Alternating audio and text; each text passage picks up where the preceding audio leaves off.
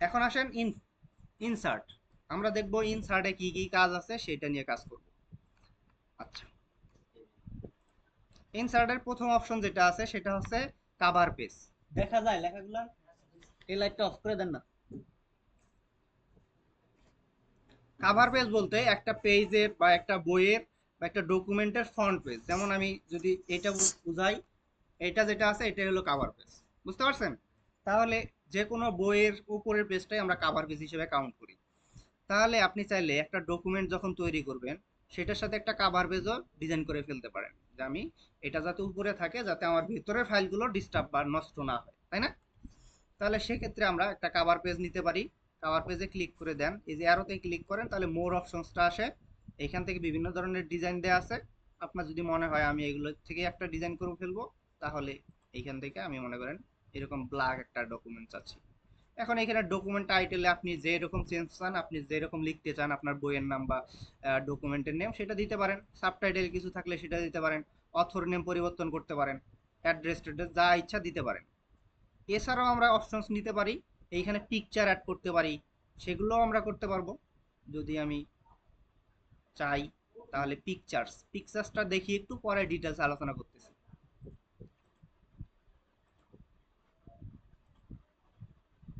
Pictures, this device, এরপর আপনার যেখানে পিকচার থাকবে সেইখান থেকে মনে করেন একটা পিকচার আমরা এখানে দিতে চাই। মনে করেন আমরা এইরকম একটা ইন্টেরিয়র ডিজাইন নিয়ে উপরে পেস্ট করে দিতে চাই। সরি,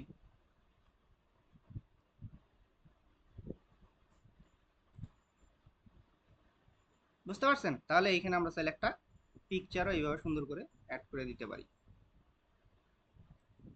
আচ্ছা, এটা একটা থাকলো যে আমরা চাইলে পিকচার দিতে পারি, চাইলে নাম টাম সবকিছুই অ্যাড করে দিতে পারি। তাহলে এটা যেটা হলো, এটা একটা কাভার পেজ ডিজাইন করলাম। বুঝতে পারছেন? এইটা। এরপরে আছে একটা অপশন, সেটা হচ্ছে ব্ল্যাঙ্ক পেজ। জোরে বলেন।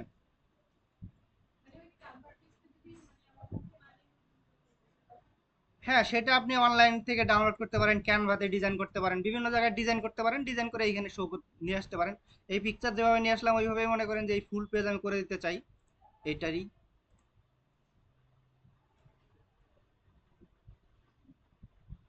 এটাই আমি চাইলে এইভাবে ফুল পেজ করে দিতে পারি। তাহলে আপনার সাইজটা বুঝতে হবে। সাইজ সম্পর্কে আমরা যেদিন লেআউট জানবো সেই দিন আমরা সাইজ সম্পর্কে বলে দেবো, যে একটা পেজের কতটুকু সাইজ হয়। তাহলে ততটুকু সাইজ যদি আপনি ডিজাইন করেন, তাহলে এরকম টেনে টেনে বড় করতে হবে না। বুঝতে পারছেন? তাইলেই তো হয়ে গেল। আচ্ছা,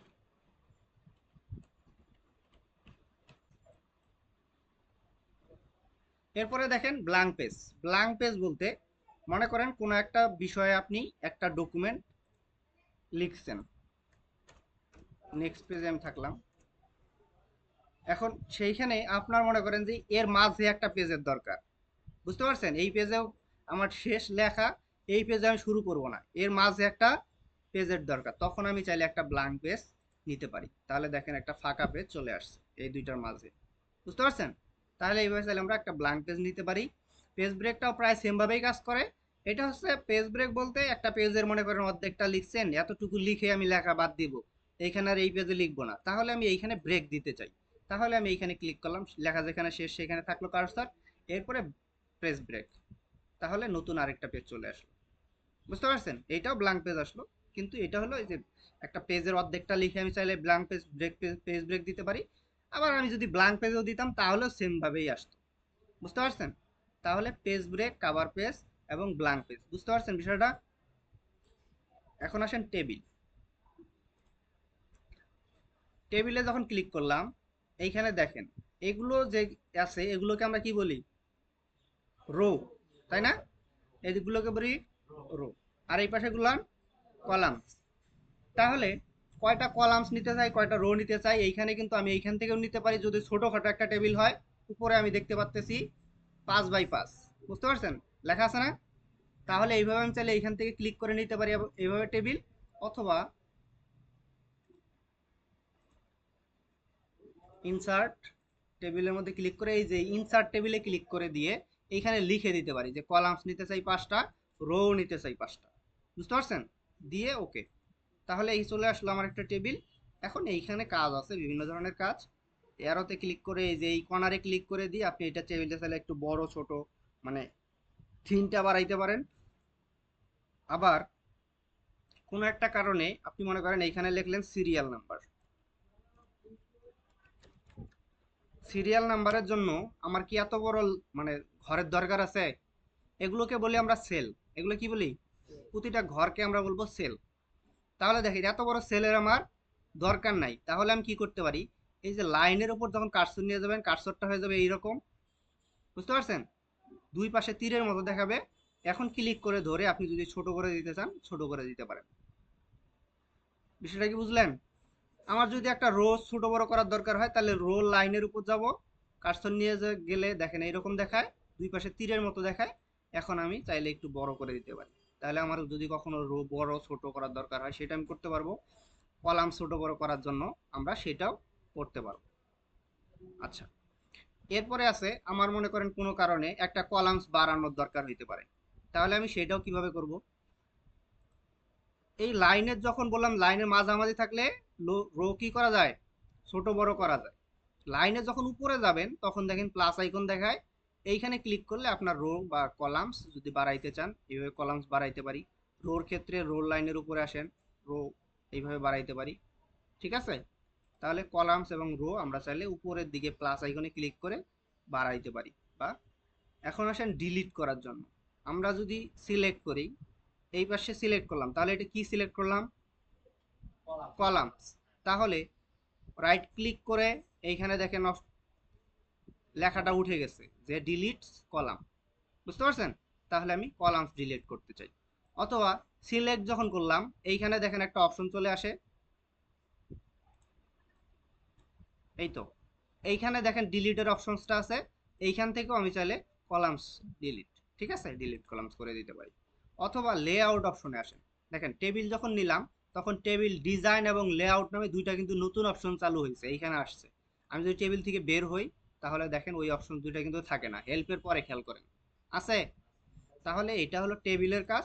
তাহলে টেবিলে যখন আপনি কাজ করবেন তখন আপনার এই যে টেবিল ডিজাইন এন্ড লেআউট নিয়ে মোটামুটি কাজগুলো করতে হবে যেগুলো আছে। লেআউটে বিভিন্ন ধরনের অপশনস আছে, যেমন এইখান থেকে ডিলিট করা। তাহলে আমি চাইলে এইখান থেকেও ডিলিট করতে পারি। লেআউটে যদি থাকি লেআউটের ডিলিট অপশনসে প্রেস করলাম, এরপরে এইখান থেকে ডিলিট কলামস, তাহলে কলামস ডিলিট হয়ে গেল। আমি যদি রোস ডিলিট করে দিতে চাই তাহলে রো সিলেক্ট করব, এরপরে এইখান থেকে রো। বুঝতে পারছেন? আবার যদি মানে ফুল টেবিলটাই ডিলিট করে দিতে চাই তাহলে এই যে এইখানে যে তীর আইকনটা দেখা যাচ্ছে চারটে আরো, তাহলে এইখানে ক্লিক করে দিলাম, তাহলে অল সিলেক্ট হয়ে গেল।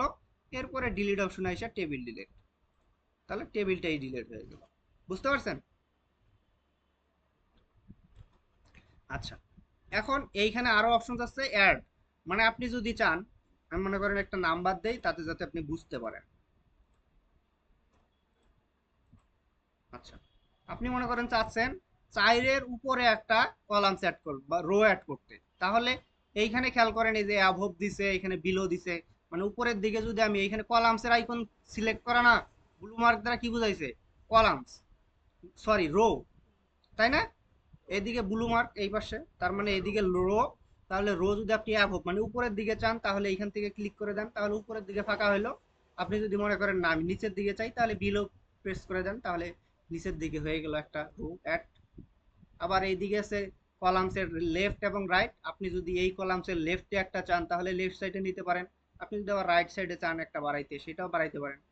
তাহলে লেআউট থেকে আমরা কম বেশি করতে পারি। এরপরে আসেন ড্র।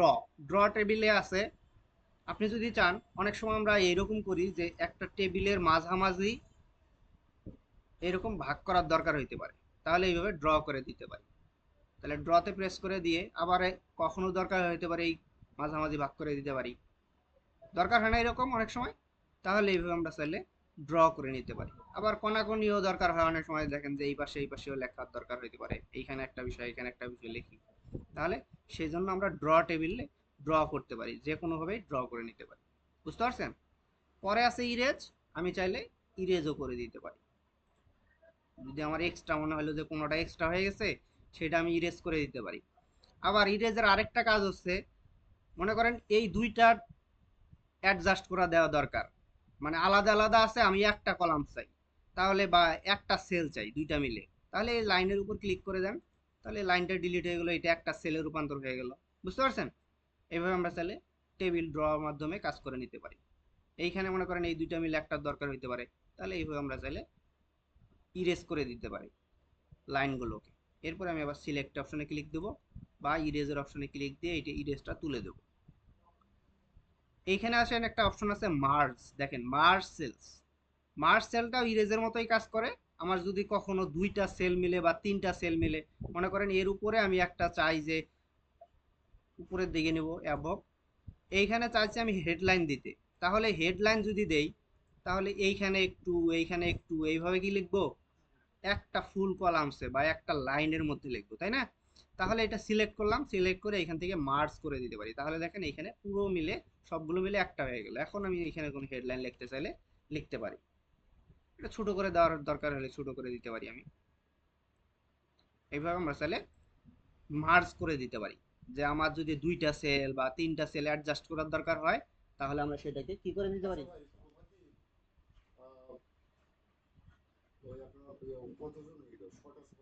শর্ট নাই।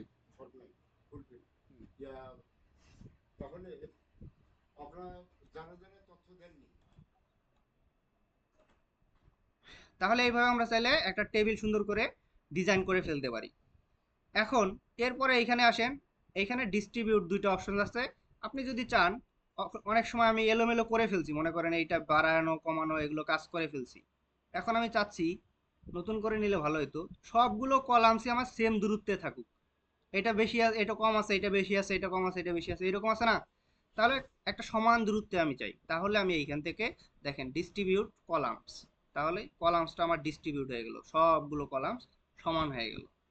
আবার রোর ক্ষেত্রেও সেম, তাহলে আমি যদি রো গুলো চাই, যেমন এই তিনটা যদি আমি একটু কম বেশি করে দেই, টেবিলটা আমি নতুন করে নিয়ে এটা দেখাই, কারণ এইখানে একটু এলোমেলো করে ফেলছি।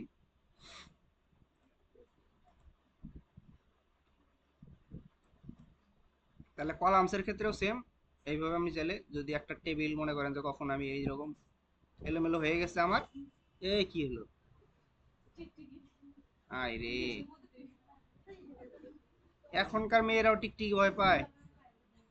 দেখেন, এ সাইলেন্ট, এইখান থেকে সিলেক্ট করে নিলাম, তাহলে এগুলো সিলেক্ট করলাম কলামস, এইখান থেকে আমি কলাম ডিস্ট্রিবিউট করে দিলাম, তাহলে কলামস গুলো ডিস্ট্রিবিউট হলো। আমার যদি রো দরকার হয়, যে রো গুলো আমার ছোট বড় আছে, আমি সেগুলো সাজাইতে চাই, তাহলে সেম ভাবে এইখান থেকে সিলেক্ট করে নেব, সিলেক্ট করে নিয়ে রো, তাহলে রো গুলো ডিস্ট্রিবিউট হয়ে গেল, তার মানে এইদিকেও সেম দূরত্ব আছে, এইদিকেও সেম দূরত্ব আছে। আপনি আবার নাম্বার দিয়ে দিতে পারেন যে 0.5% আমি চাই রো গুলো একটা একটা দূরত্ব চাই, আবার কলামস 0.1 দিতে পারেন বা 1 ইঞ্চ দিতে পারেন। এইভাবে আপনি যদি একটা সঠিক অ্যামাউন্ট এখানে লিখে দেন, সেটাও আপনি চাইলে করতে পারেন। বুঝতে পারছেন? লাইন, হ্যাঁ হ্যাঁ, এইখানে আমি চাইলে এইখান থেকে দিতে পারি। আচ্ছা, এখন দেখেন এইখানে অপশন আছে পজিশনের। একটা ঘরের এই যে প্রতিটা সেলের 9টা পজিশন আছে, কয়টা? আপনি একটা লেখাকে 9টা পজিশনে ভাগ করে নিতে পারেন। এইটা যেটা আছে, আমরা অ্যালাইন শিখছি না, কয় প্রকার? অ্যালাইন, অ্যালাইন বলেন কি কি 4 প্রকার?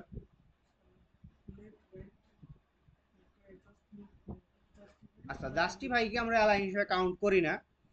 অ্যালাইন 3 প্রকার, আরো 3 প্রকার আছে, 6 প্রকার অ্যালাইন। 3 প্রকারের মধ্যে আমরা 3 প্রকার শিখছি অলরেডি। কি কি শিখছি? Left, left align, centre align, right align, তিনটা। আর তিনটা হচ্ছে top, middle, bottom, top, middle, bottom. তাহলে আমি যদি এই রোটা বাড়ায় নিই, একটু কলামসটা বাড়ায় দিই, তাহলে আরো ভালো বুঝতে পারবেন। তাহলে এখন বলেন ওই হিসাবে টপ, মিডল, বটম এবং লেফট, সেন্টার, রাইট, এই হিসাবে এই অ্যালাইনটা কোথায় আছে এখন? একটা টপের লেফট, তাই না? এই যে এইখানে খেয়াল করেন, এই যে এইখানে 9টা পজিশনে দিয়ে রাখছে, বললাম যে এক একটা কি সেলের 9টা পজিশন আছে, তাহলে এইখানে খেয়াল করেন 9টা অপশন এইখানেও দিয়ে রাখছে। তাহলে এই যে খেয়াল, এইখানে দেখেন যে লেফট, টপ, লেফট, তাই না? অ্যালাইন, টপ, লেফট, আবার অ্যালাইন, না না, লেফটের সেন্টারে আছে, এরপরে বটমের লেফটে আছে, তাই না? তাহলে তিনটা দেখলাম, মিডিলেও সেম, একদম মিডিলের বটম, মিডিলের সেন্টার, আর মিডিলের টপ। আবার রাইট সাইডেও তিনটা, রাইটের টপ, রাইটের মিডল, রাইটের বটম। ঠিক আছে? তাহলে এইভাবে আমরা চাইলে 9টা পজিশনেও রাখতে পারি। আমার যদি বলে যে এই একটাকে একটা ঘরের মাঝামাঝি রাখতে হবে, তাহলে আমি কি করব বলেন? এই যে এখান থেকে যেটা মিডল আছে একদম সেন্টার করে দেবো, অ্যালাইন সেন্টার। ঠিক আছে? তাহলে এটা মাঝামাঝি চলে আসছে। তাহলে লেখার ক্ষেত্রে আমি যদি এখানে কোনো কিছু লিখি, অনেক সময় আমার মানে টেবিল থাকতে পারে এরকম ভাবে যে সেন্টারে দিতে হবে একদম সবগুলো লেখা। তাহলে আমি সবগুলো টেবিলটা সিলেক্ট করে দিয়ে এখানে মিডল করে দিলাম। তাহলে আপনি এখন যেখানেই লেখেন না কেন, লেখা একদম মিডিলে চলে আসবে। ঠিক আছে? তাহলে এটা মাথায় রাখতে হবে। তাহলে এটা মোটামুটি টেবিল ছিল। আর এইখানে ডিজাইন, টেবিল ডিজাইন নিয়ে একটু কাজ আছে। ডিজাইনে আপনার কিছু কাজ হচ্ছে, টেবিল কিভাবে সাজাবেন, একটু রং কালার করা বিভিন্ন ধরনের, এটা আমি চাইলে করতে পারি। তাহলে অ্যারোতে ক্লিক করে দিয়ে এই যে বিভিন্ন ধরনের এখানে কালার্স দেওয়া আছে, আমি যদি চাই যে এরকম কালার্স করতে, সেটা করতে পারি। একদম ফুলফিল যদি কালার করে দিতে চাই এইভাবে, সেটাও করতে পারি। বুঝতে পারছেন? এরপরে আমি যদি চাই যে নিজের মতো করে কালার দিতে চাই, সেটা আমি চাইলে করতে পারি। এটাকে সিলেক্ট করে নিতে হবে। আরে বাবা, এইখান থেকে শেডিং, শেডিং থেকে আমি যদি চাই যে এরকম কালার দিতে, সেটাও করতে পারি। এখন যেরকম কালার দিতে চাই সেরকম ভাবে একটা টেবিল কালার করে ফেলতে পারি। ঠিক আছে? তাহলে এটা ছিল কালারের বিষয়। তাহলে মোটামুটি টেবিলটা কি বুঝলেন? Good.